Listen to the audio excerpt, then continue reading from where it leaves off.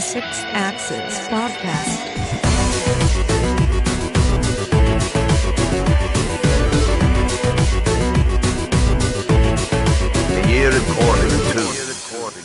Hello and welcome as usual. I am your host Kris, and this is the first in our series of Year According to podcast for 2015.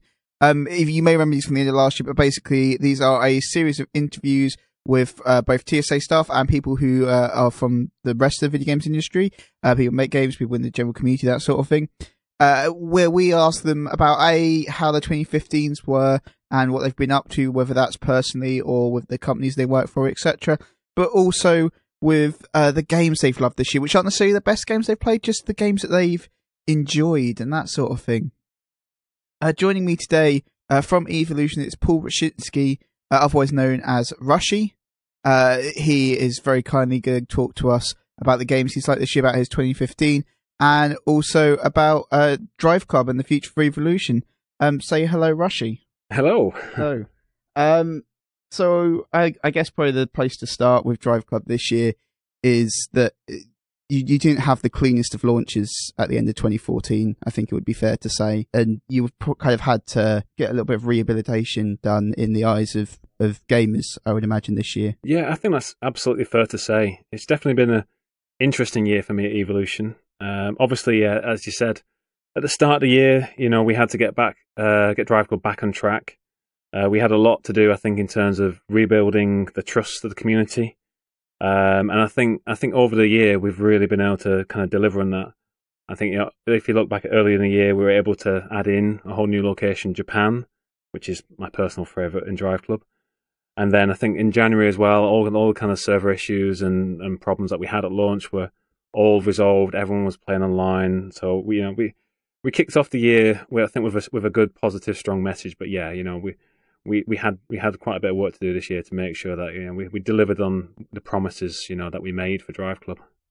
And do you think you've got people back on board now? Do you think you've kind of been forgiven at this point for that messy launch? Well, I'd hope so. I think personally, I think we've done a really good job. And if you look at the community in terms of social media and Facebook, Twitter, etc.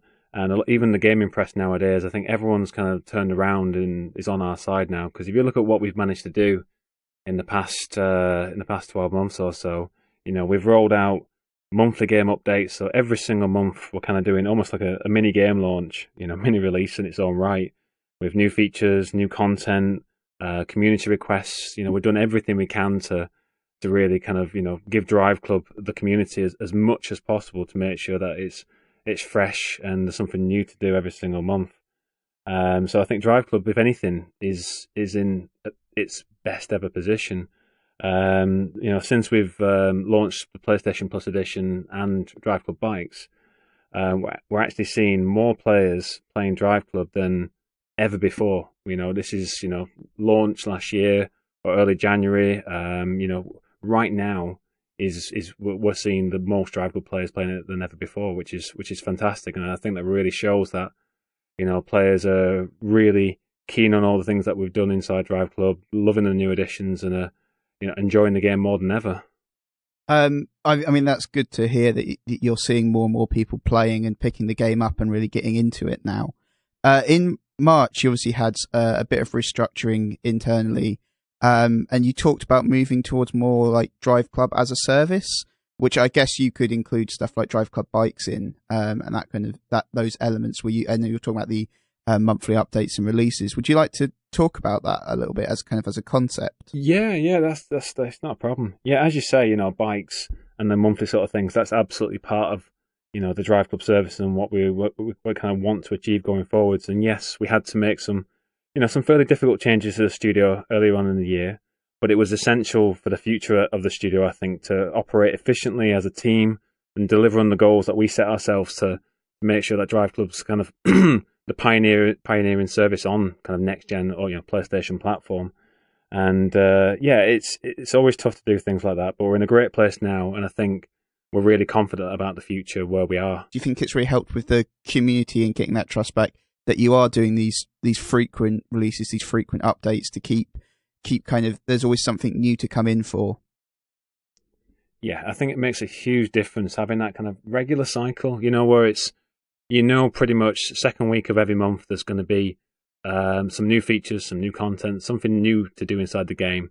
On top of that, we've got like regular events, regular challenges and things going on each month. So I think that really matters. But I think that actually the biggest part of it is the fact that we're trying to listen and work with the community in a very different way to what we've done before. So, we're very busy on the likes of Twitter and Facebook and stuff. We're talking, we're actively reaching out to the community. We're asking them, what do you guys want? And we try sometimes as well to get some of the guys from the community to the studio as well, get them playing some early builds, get some feedback early on, and getting them involved as much as possible. Because the biggest lesson we've learned is that, you've got to make the games for your fans as much as for yourself, and you've really got to listen to, their demands and needs. Obviously, we can't do everything. We're only a finite size with finite amount of resources, but we try and do, the best we can, for the players, delivering on what they want. I mean, that's always great to hear that developers are really listening to the community, and I think it's something that's become, particularly with the growth of social media, it's just become increasingly important now. Yeah, I mean, it's completely changed the way we kind of interface with gamers. I mean, I've been at Evolution now for more than a decade, and I remember back in like WRC 5, Rally Evolved, when I first started, the studio would get like an email every month maybe from one guy in the community, and now it's snowballed to, where you're having to talk to maybe 100 different people a day, making about 1,000 different responses on Twitter or whatever it may be.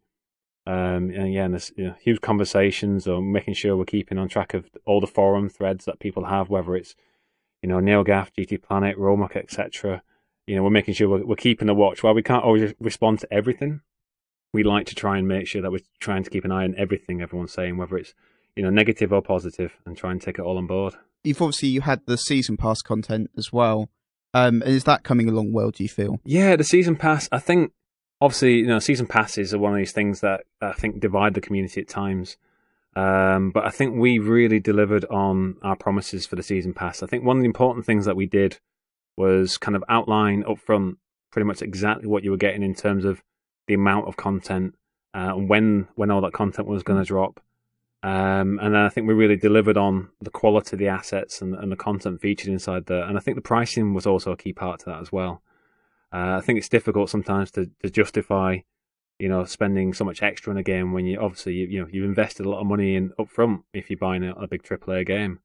So we wanted to make sure it offered good value for everyone. And I think the season pass, which ended back in July, offered everyone something that's fantastic value. And since then, of course, since it's finished, we've done a few offers on it as well. So we're trying to make sure that, as many people as possible are picking it up and giving it a go.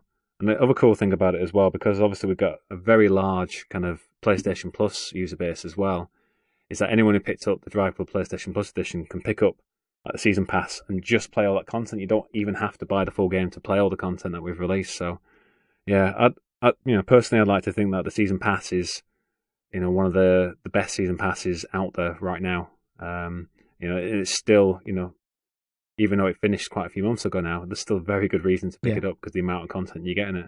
I think it is very important that you were very upfront, as you were saying, about what was going to be in there and when you were going to be getting that content, because that seems to have become this year kind of a real bugbear with season passes, is they get announced with pricing but no details on what's going to be in there or when it's going to release. Yeah. I can absolutely understand why that happens. I mean, it was a very difficult thing for us to do. It was a very stressful period as well during the season pass, making sure that you delivered on every single promise. Yeah, I can imagine. Because we're having to work with a lot of external partners. With manufacturers. Making sure we can get access to the cars to get them out on the track, scan them, get the CAD data, do the audio recordings. It's a crazy, pretty lengthy process we have to go through, and relying on so many other people to make sure they deliver in time to ensure that we get the content in on time. And we've had to do a few shuffles where we've had to kind of change the order of the content last minute and all that sort of stuff, but I think it worked out really well in the end. Before we talk more about DriveClub and Evolution, one of the things we do is we like to ask people about games they've really loved this year. And before you were calling, you told me you've got a big list. So what is the first game you've loved in 2015 that you wanted to talk to us about? Well, at the moment, this is definitely my game of the year. Obviously, there's still more games I'm hopefully going to squeeze in before the year ends. But that's Bloodborne. Oh Bloodborne yeah, just blew me away. yeah, Yeah, I was a big fan of Dark Souls and Dark Souls 2 and even Demon Souls. I played that when it first came out. But Bloodborne is definitely the favourite in the kind of. I know it's not a direct successor to Dark Souls, but it's still the kind of favourite in that sort of series, that line of games. I just love the kind of more fluid combat. I love the kind of the gothic location of Yharnam, and I think the boss fights for me in particular were an amazing highlight. And so I think the patch has just come out, and I think next week we've got Old Hunters coming out. So I'm super excited to pick that up next week. I'll be downloading that day one for sure. yeah. I like it. It's the first of that kind of those Souls type games where I've played. But it's fabulous. It's like the systems in it are so intricate. And I was actually talking about it last night and saying in some ways it almost feels like a rhythm game just because the timing is so exacting and you can learn it. Yeah, definitely. Yeah, and as you mentioned, that some of the mechanics are genius. I mean, I love the regame mechanic. It kind of encourages you to be more offensive. Where in the previous kind of Dark Souls games, you're encouraged to bide your time, use your shield, and wait for the opportunity. Where Bloodborne, you're kind of encouraged to get into the thick of things and dodge and be a bit more offensive. But one of the big things about Bloodborne for me is the lore. I mean, stories for me aren't necessarily the biggest driving factor for me picking up a game, but I've really got into the story and all the details that are kind of almost hidden in the game. You really have to kind of search and dig deep or listen to videos on YouTube and stuff to find out more. But yeah, I just love the universe that's been built, and I just want to find out more about it. Yeah, it's just, and particularly the way that they tell their story, where they just throw you right into the middle of it, is it kind of grabs hold of you straight away.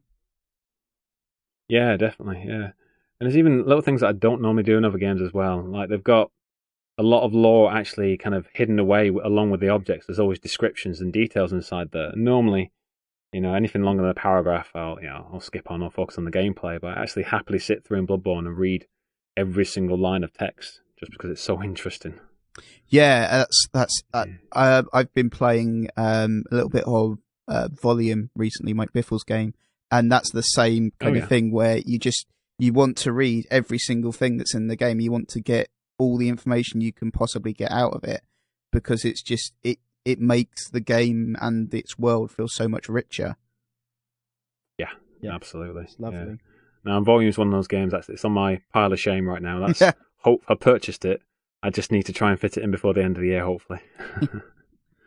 Going back into DriveClub talk, the PlayStation Plus release, which was delayed from its initial kind of release at the end of last year, and I believe it was meant to be in October, and was delayed into this year in the end. But you delivered on it, but then I think it's now you can't get it in the free with PlayStation Plus anymore, but you get a significant discount. Is that right? Yeah, that's right. So yeah, the PlayStation Plus edition, obviously, yeah, as you mentioned, launched a couple of months back and is now no longer available. But typically, PlayStation Plus games are only available for 1 month. Sure, yeah. But because of the kind of the circumstances surrounding us not getting it out on time, we wanted to make sure that we left it out as long as possible to ensure that as many people as possible get their hands on it. So I think it was on the PlayStation Plus Instant Game Collection for I think just over 3 months. Yeah, and I think the PlayStation Plus team basically came back to us and said, we really have kind of satisfied demand. As in, I think pretty much everyone who was a PlayStation Plus owner at that point, kind of downloaded it, or everyone who wanted to download it got it. Because I think the number, I can't unfortunately disclose the numbers, but it's a significant number of players downloaded it. So we really hope we kind of satisfy demand, and it's great to see that so many PlayStation Plus players are actually still playing the game now as well. A lot of them have actually either bought the season pass or upgraded the full game. Some have picked up bikes as well, but it's great to see that lots of players didn't just try it out and then put it down. They've actually stuck around and really grown the kind of size of the user base for DriveClub. And I also think it's kind of a great part of Sony's offering that you can do stuff like that you can bring out a version of the game that's free to subscribers, even if it's for a short while, and kind of be like, look, if you want to upgrade this to the full game, you can, or you can just take what's there and play that. Yeah, I think it's a great way to kind of get players, hands on the product.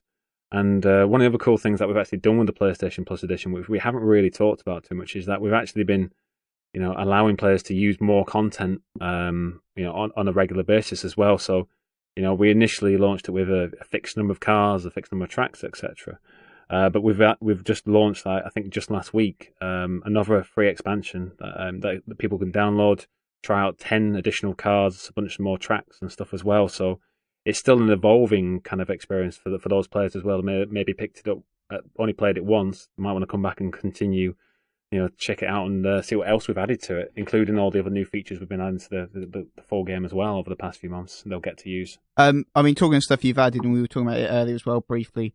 You had the very secretive launch of DriveClub bikes at Paris Games Week, which no one saw coming. Yeah, I think we did a pretty good job of keeping that secret for as long as we could. I think on the day it was meant to be announced at Paris Games Week, I think there was a few minor little leaks. I think it was like an age rating sites and that sort of stuff. But I still hope it was a surprise for many. But I think the biggest thing I think no one expected was the fact it was going to launch like immediately after the announcement, that was the big thing for us. We didn't want to announce it and then leave it a few months and then put it out there. We wanted it to be just there straight away. And I think it took a lot of people by surprise, and I don't think people expected bikes to feature in DriveClub, because obviously it was only purely cars before that. But I think the reaction to it has been fantastic. I think the praise has generally been very good from the community. The reviews have been very solid. Hopefully there'll still be some more reviews, because I think it kind of came out in the thick of things when there was so many other titles to review. So hopefully everyone still gets a chance to play it this year. But probably what surprised me most is a number of players obviously are kind of hardcore DriveClub players, and I think initially when they hear about it, it's like, bikes, I want more cars. But when they actually try the bikes, they realise just how much fun it is, because I think the handling is something that we've really nailed in DriveClub bikes, offering that kind of perfect balance between accessibility, fun, and kind of authenticity. So we've seen a lot of the kind of DriveClub faithful actually realise that actually bikes is actually just as much fun, if not more fun, than cars in some circumstances. So yeah, we're absolutely thrilled with how it's gone down with everyone, really.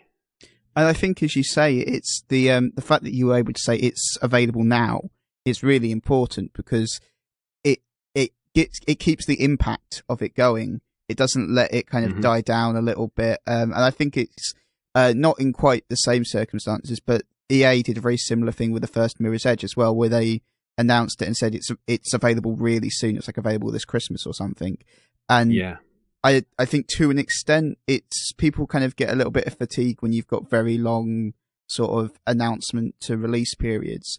And if you can keep it nice and short and snappy, it really hooks people in. Yeah, I couldn't agree more. I mean, sometimes you see announcements for announcements. Yeah.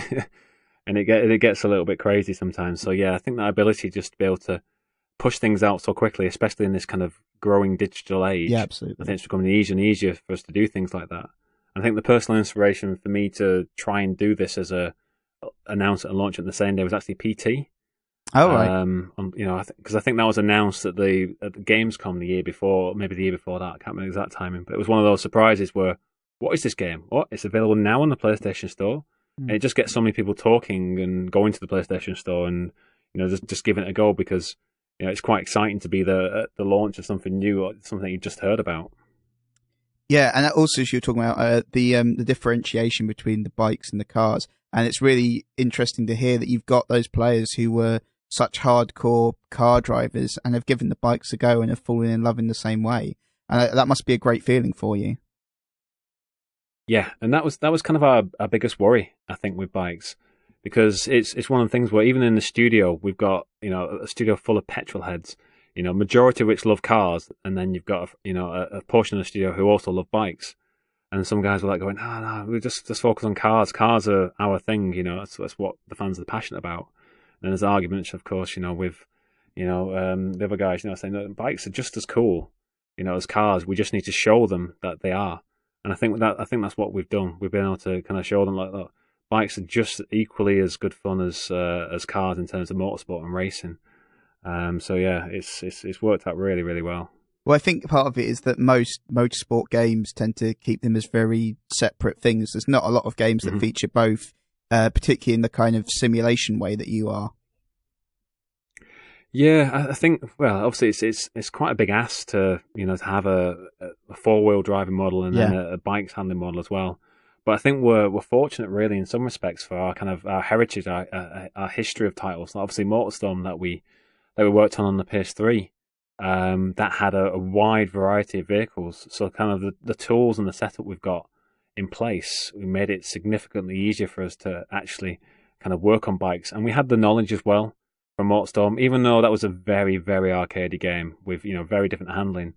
The fact we've kind of, done the basics before kind of give us a head start on things. And it meant that, we were able to really kind of fine tune the handling model. So yeah, it's great. And plus, it really helps that our kind of lead physics coder, Dave Kirk, is a big fan of mountain biking. Whilst it's not the same thing as driving superbikes, a lot of the same rules of physics apply. So that really kind of helped out.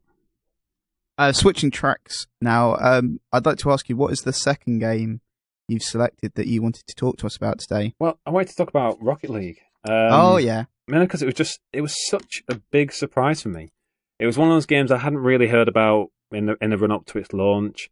It appeared on PlayStation Plus in the Instant Games collection for a month, and I downloaded it. And I must admit, I didn't play it day one.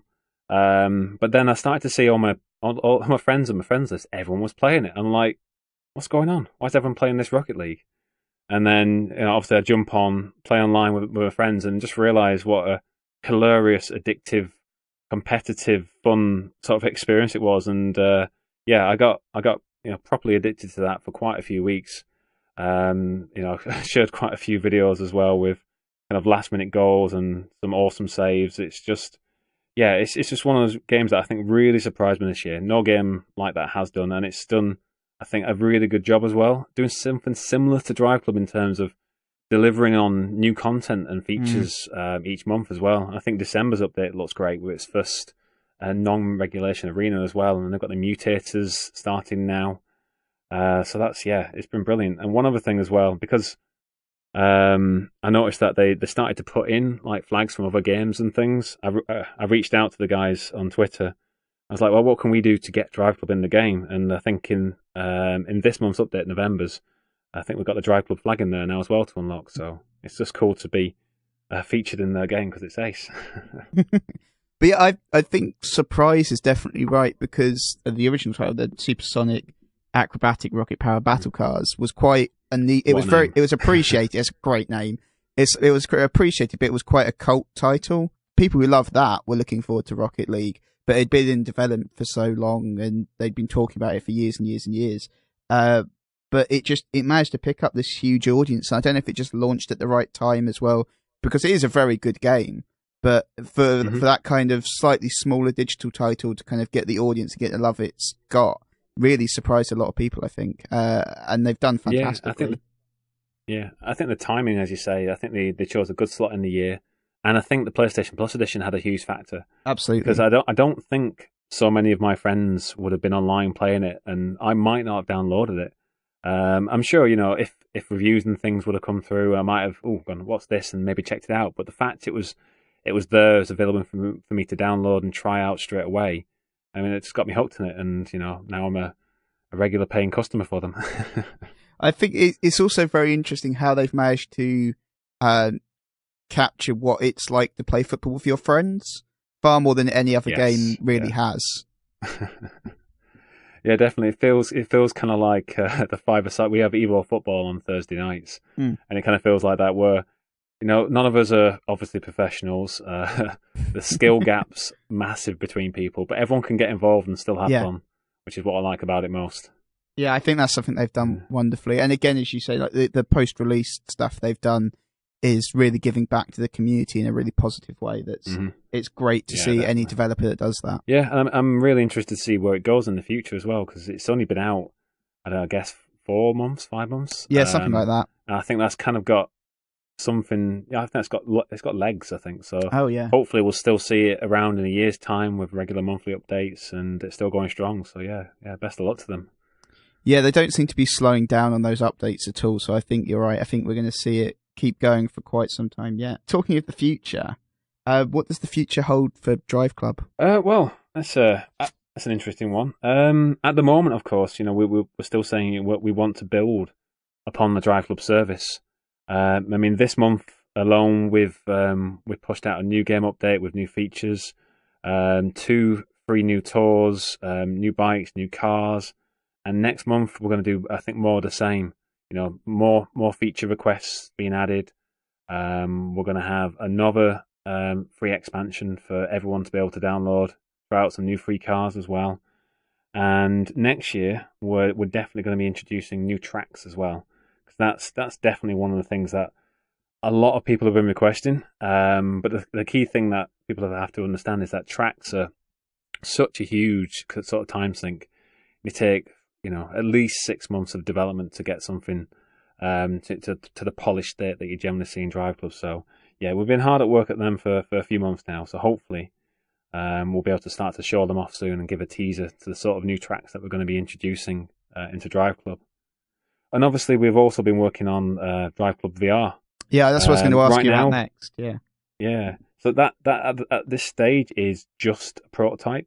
And it's coming along really, really well. As a tech demo, it's just kind of proving out all the goals that we need to achieve just to make sure that driving is fun, and we can get our engine working on VR to the minimum standards. Because the one thing you have to do in VR, you have to hit that minimum 60 frames a second without any drops whatsoever.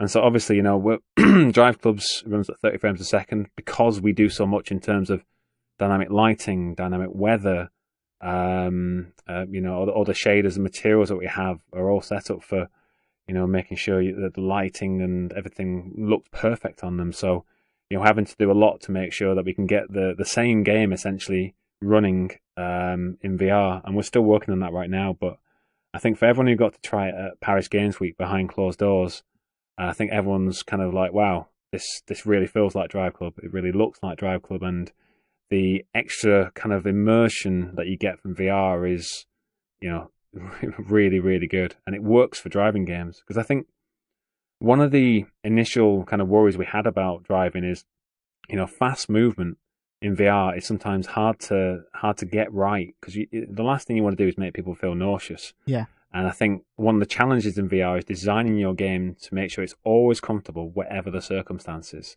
So we had to make sure, cars that accelerate from 0 to 60 in just over 2 seconds, that has to feel good. Even when you crash into a wall at 100 miles an hour or even flip your car, you need to make sure all those circumstances, you always still feel comfortable, always feel immersed, and, never taken out of the experience. So, that's the sort of thing we're working on right now, and it's all coming together like really, really nicely. And I think if you've got a wheel setup as well, a proper a wheel rig or a seat or anything along those lines, it really kind of adds to overall immersion as well. But we recognise that not everyone's going to have that sort of setup, so we're also working on making sure that it works just as well in like third person camera. You don't necessarily have to be sat in the cockpit from the driver's point of view, and we're making sure it's just as much fun from the pad and those sort of things. So yeah, right now it's progressing really, really nicely, and hopefully, if we get the sort of response that we want from it, it might be something we can look at making into some form of full product next year or something along those lines. Because we don't yet know what we want to do with it in that respect. We just want to make sure that we can actually do something that we think is to the quality and the standards that everyone expects from us first. Yeah, I mean, like driving games are one of the harder prospects in VR for a lot of the reasons you said, particularly about the nausea and the motion sickness, and that it's a real issue that I know a lot of developers have found it very difficult to combat, and even Oculus, when they had early demos of this kind of stuff, had stuff like collision turned off because it just ended up making people feel motion sick. Mm-hmm. Yeah, but I think it's one of those things that we're all beginners in VR. We're all learning the rules of VR right now and trying to work out what is comfortable and what feels best in VR. And a lot of the kind of expectations that you have from like my sort of game design sort of history, you have to kind of throw that rollback out the window and just kind of go, well, I know this won't work in 2D, but in VR, you've just got to try it. So one of the key things that we've been doing is just prototyping and just trying out so many different things, like how the camera behaves. And one of the key things that we've learned is that as long as you keep the horizon and the distance completely flat, that makes a huge difference to how you perceive that world and how real it feels, and how comfortable it feels as well.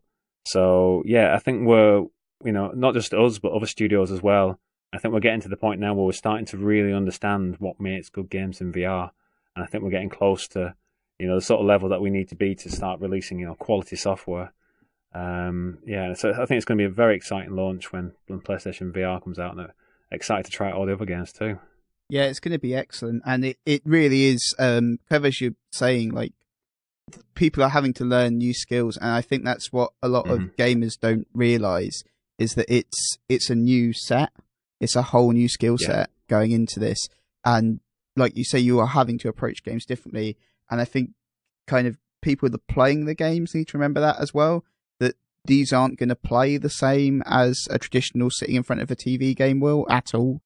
Yeah, no, I think that's one of the things. I think quite a few people will think it's, I guess, similar to what 3D games were on the PlayStation 3, where it was the same game as before, but it just had graphics that kind of, popped and, gave you that little bit of extra depth. But this is actually a truly different sort of experience. It's immersion on a whole novel level, and you have to design your whole game around it. I mean, one of the key things that we're looking at doing is making sure that we're prototyping things that are bespoke for VR as well.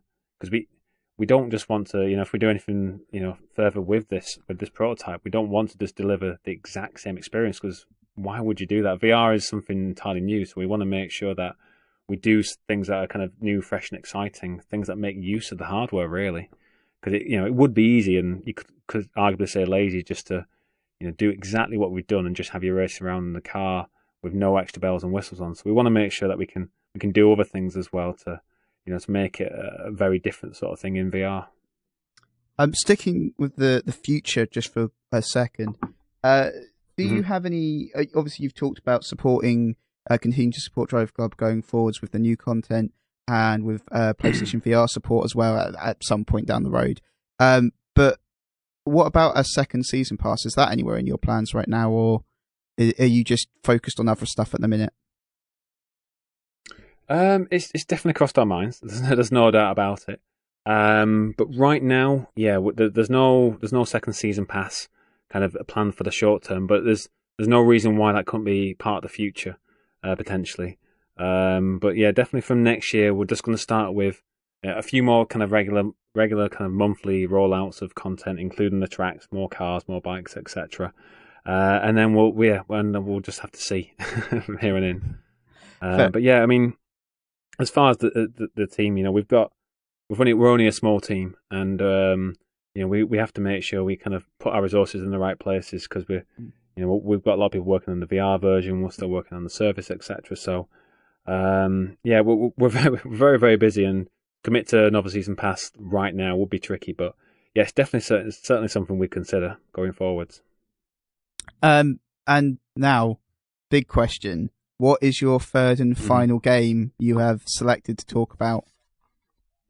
Well, this isn't actually one of my favourite games of the year, but it's a game I want to talk about because it kind of split my opinion on it so much, and that's Metal Gear Solid 5.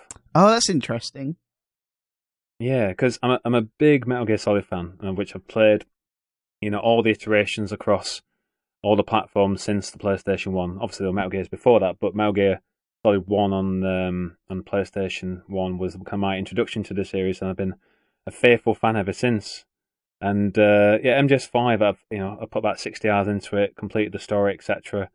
And by the end of it, I was really torn. I thought the kind of core gameplay, the combat is amazing, the stealth is fantastic. Just the amount of options you've got on the battlefield is brilliant. And I'd argue that to play, the moment-to-moment gameplay is the best yet in any Metal Gear Solid, by far. But then I don't know whether the open world really, really gelled for me. And I think the story in particular didn't really have the kind of payoff at the end that I was kind of looking for. And this is kind of an odd one to say, but actually, I wanted more dialogue. I wanted more cutscenes, and that's a rare thing to say about Metal Gear Solid. I was gonna say, I don't think anyone's ever said that about Metal Gear Solid before. No. Especially after Metal Gear Solid 4, where maybe a little bit overkill there. But yeah, I don't know. I kind of almost wanted a more structured, I guess, campaign like Metal Gear Solid 1, 2, and 3, combined with a strong story, but with the kind of gameplay of Metal Gear Solid 5, which is just amazing.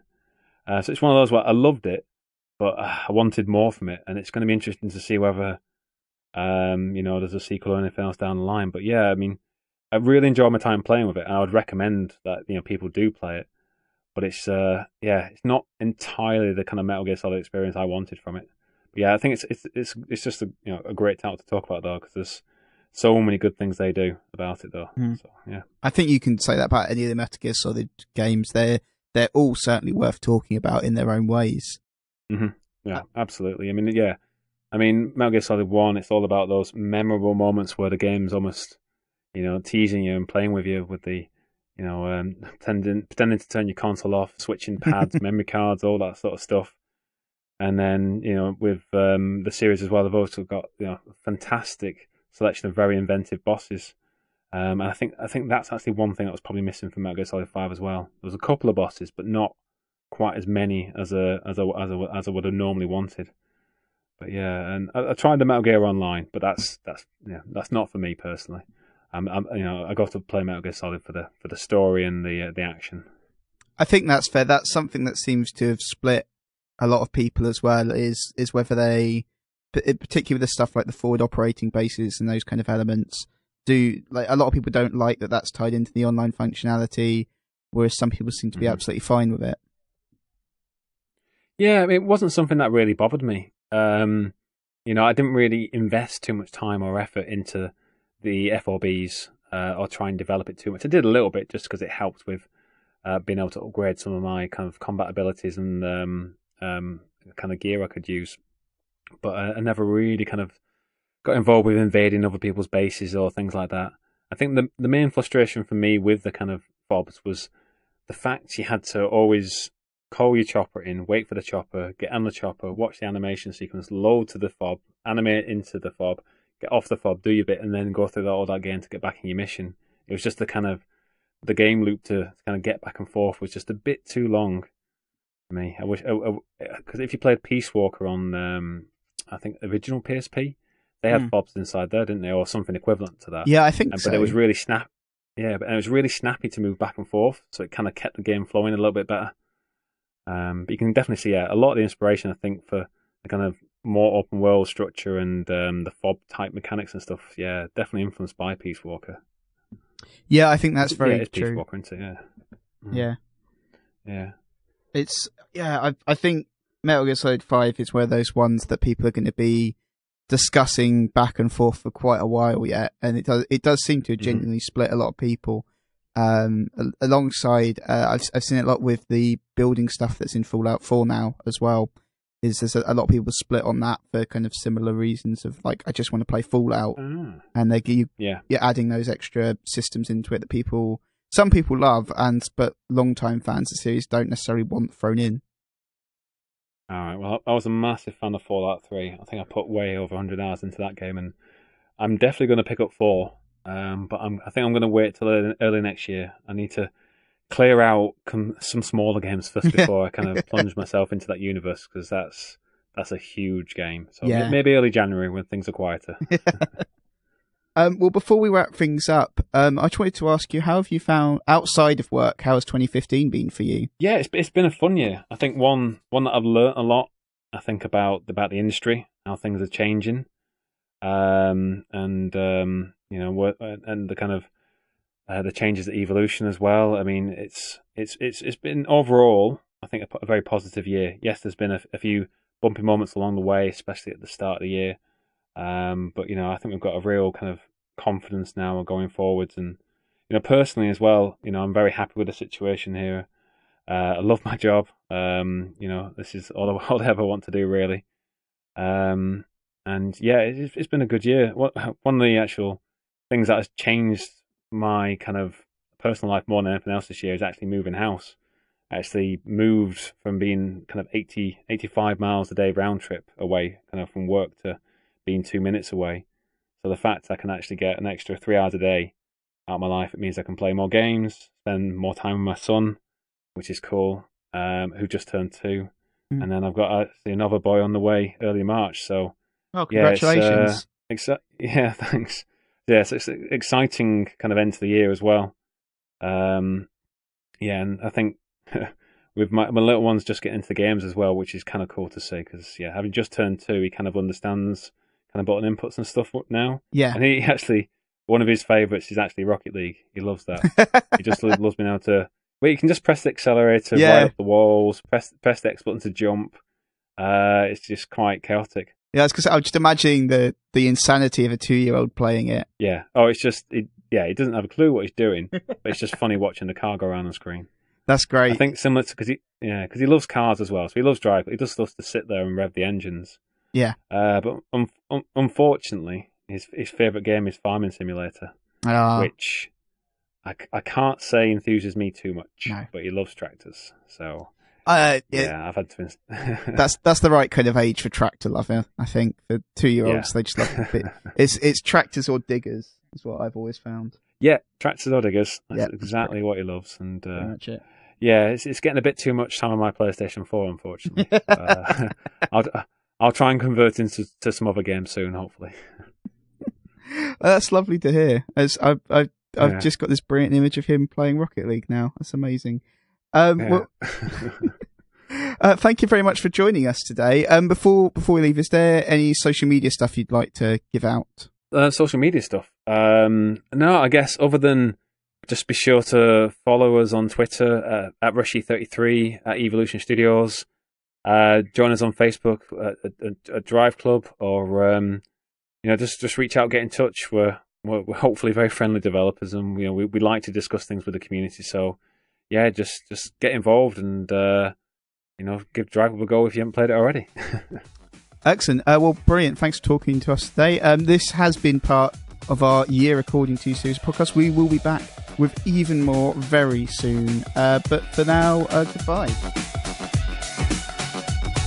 The Sixth Axis podcast.